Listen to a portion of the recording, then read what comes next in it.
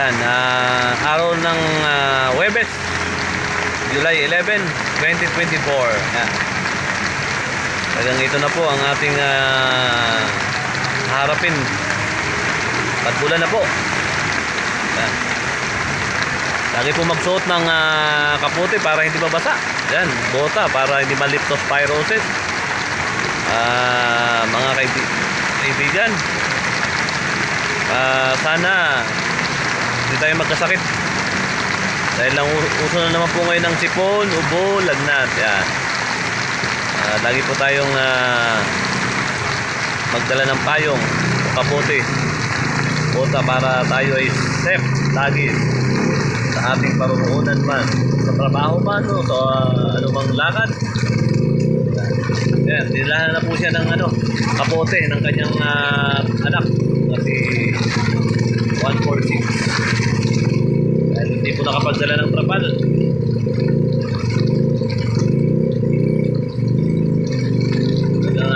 Nagngangalit na po ang ulan. Talagang ayan na po, talagang malakas na po ngayon ang laninya na po, laninya na.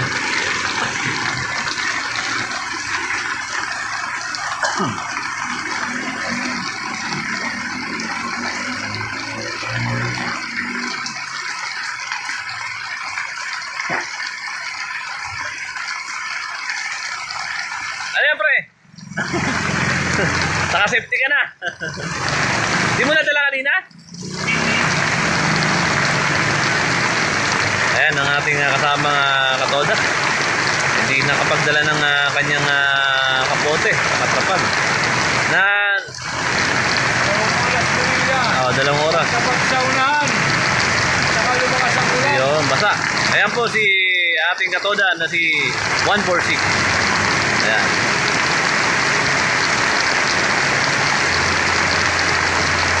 Malakas na, no? Lakas.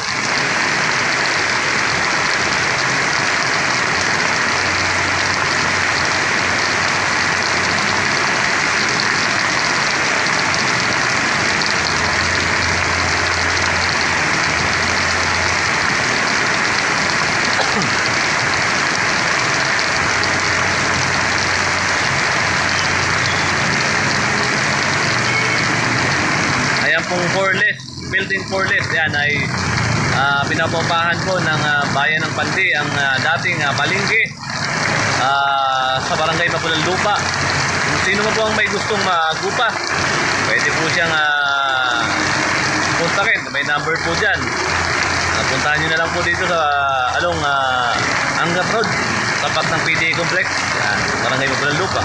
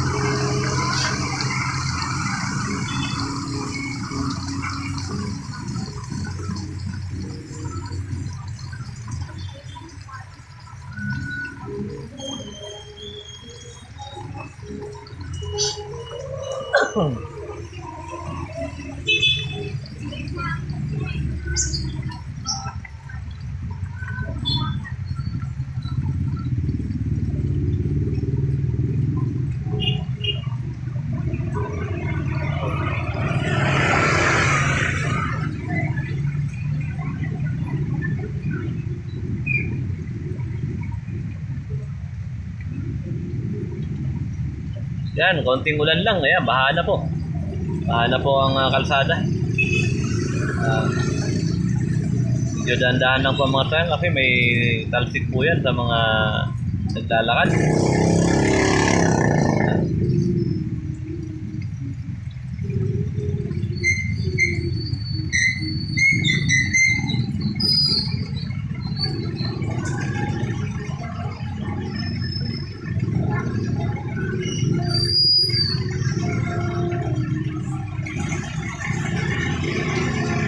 Medyo tumitila ng konti.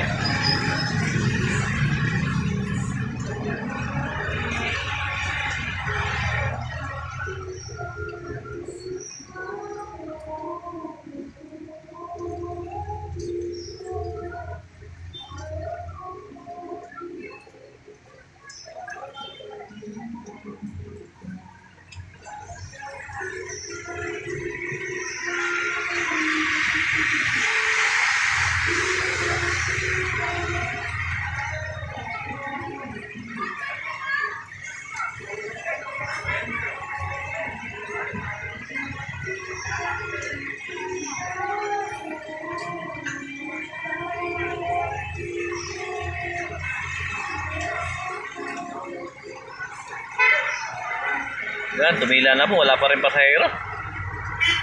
Naghihintay pa rin yung kasamahan ko. Nakasuot na po siya ng pangkaputi. Ayan. Mga bata naglalaro. Ayan. Tuwan-tuwa sa ulan. Ano na? Yan si Manang Angie. Palakad-lakad lang kahit umuulan.